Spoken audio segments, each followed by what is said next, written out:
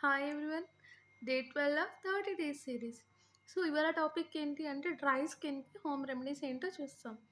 Extremely dry skin ఉన్న వాళ్ళ skin చాలా ఫ్లెక్కీగా ఉంటుంది. సో వాళ్ళ స్కిన్కి ఏం కావాలి అంటే హైడ్రేషన్ కావాలి. ఫస్ట్ ఆఫ్ ఆల్ హైడ్రేషన్ కావాలి అంటే ఇంటేక్ వచ్చి ప్రాపర్గా ఉండాలి. లాట్ ఆఫ్ వాటర్ అనేది వాళ్ళు తీసుకోవాలి. సెకండ్ థింగ్ ఏంటి అంటే వాళ్ళు షవర్కి వెళ్ళినప్పుడు షవర్లో 5 to 10 మినిట్స్ కంటే ఎక్కువసేపు అక్కడ స్పెండ్ చేయకూడదు. సో థర్డ్ థింగ్, వాళ్ళు బాత్ చేసేటప్పుడు ఎక్కువ హాట్ వాటర్ కాకుండా వార్మ్ వాటర్‌తో చేశారంటే వాళ్ళ స్కిన్ చాలా హైడ్రేటెడ్‌గా ఉంటుంది.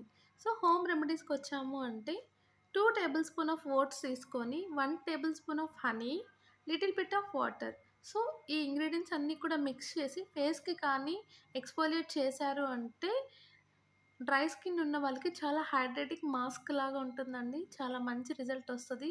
ఎవరైనా డ్రై స్కిన్ ఉన్న వాళ్ళు ఖచ్చితంగా యూజ్ చేయండి.